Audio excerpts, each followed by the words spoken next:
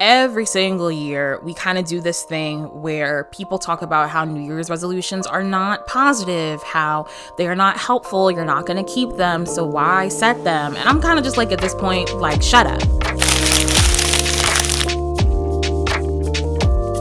What's up, you guys? Welcome back to the Bougie Black Girls YouTube channel, or welcome if you are new. My name is Dana, and as you have probably already gleaned from the title of today's video, we are going to be talking about New Year's resolutions. I am going to volunteer myself as Tribune, and I am going to go to bat for New Year's resolutions.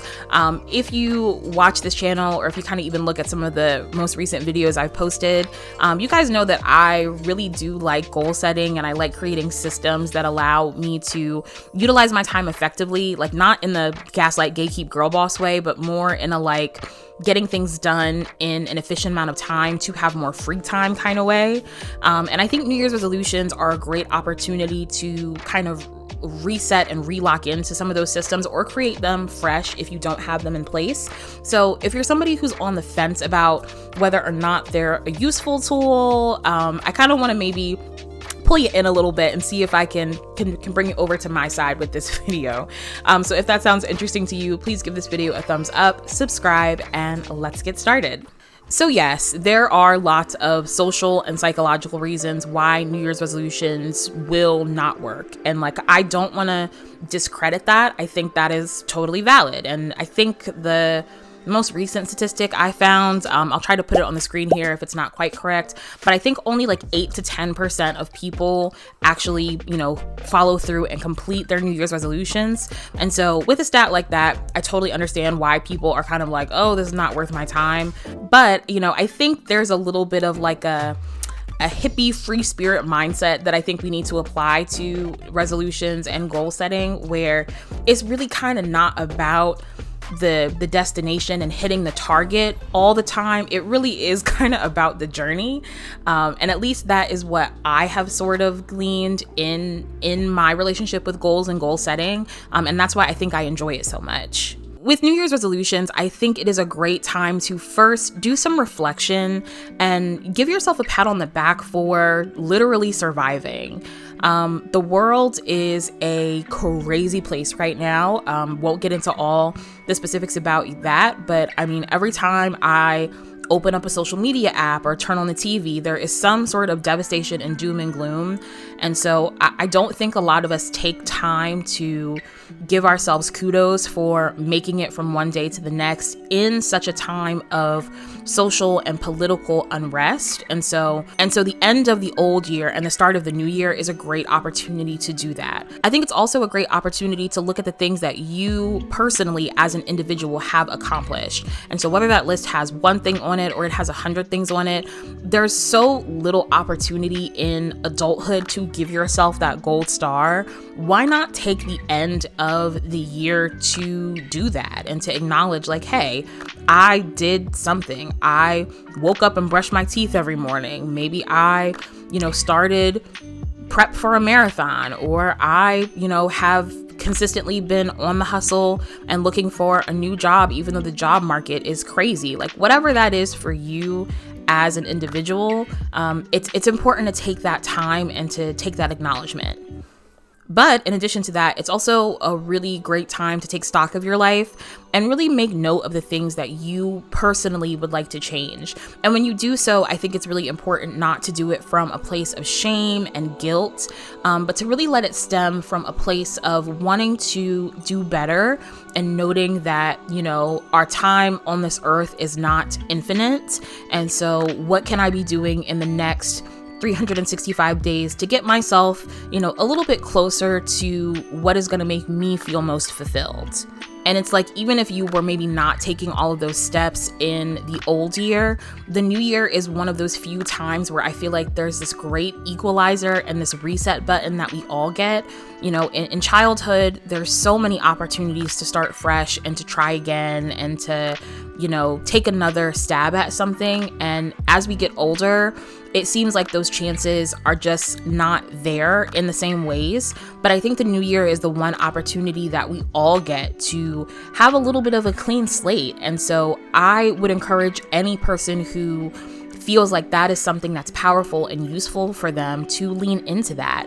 I also think New Year's resolutions are a good thing because when people have a specific goal or like task that they're working towards or trying to achieve, it really just encourages people to mind their business. And I just feel like in 2026, I think we need a lot more of that. I think a lot of the problems that people have in like social dynamics, if we really want to dig into it, like the issues that we have politically and in so many other areas, are because people are so deeply unhappy with themselves that they have to dig into other people's business and what they choose to do with their time and their resources. And I personally think most of us would find a lot more fulfillment in life if we would just mind our own business. From my own personal observation, people who have goals and people who are working towards things in their own personal life are just less miserable, and they tend to do a lot less imposing of their own like thoughts and feelings and values on others. If you maybe are one of those people, and I'm this is not me judging, because I think I've absolutely been that person in different times of my life. But if you're somebody who feels like you are very negative, if you have a lot of negative commentary to say about maybe people who are in proximity to you, you're looking at people who you know in your personal life and you're looking at them try certain things or do certain things and you're like, I would never do it like that, or oh, if I had this opportunity, I would do way better. I think that is an indicator that you need to look inward and start creating opportunities and systems to be able to pursue things that you're interested in. I feel like when I am not working towards me and doing the things that Dana wants to do, there's a lot of hateration and holleration in the dancery that comes out of me. And so especially in the last 3 years, I've had to take some time to really kind of look inward, kind of acknowledge and check where that energy has come from, and start to do the work and set up the systems and the opportunities in my own personal life that make me feel more fulfilled, so I'm a little bit less judgy towards others. And the last but probably most prevalent critique that I see of New Year's resolutions is that people will set the goals, only work towards them for a couple of months or a couple weeks, and then they won't touch them again for the rest of the year. And my response to that is always kind of like, so what? Like, so what? Particularly, I always see that sentiment when it comes to people getting in the gym or getting healthy or losing weight, whatever that may be for you as an individual. And there's like this group of like nasty folks who will say, you're just going to be in the gym classes or in the pole classes or the Pilates classes for 3 weeks, and then we're never going to see you again. Who cares? Who cares? Trying a new workout routine for 3 weeks is not going to fix your health issues. It's not going to transform your health overnight. You know, we all know that, but I think any movement for your body for any period of time in the year is better than none.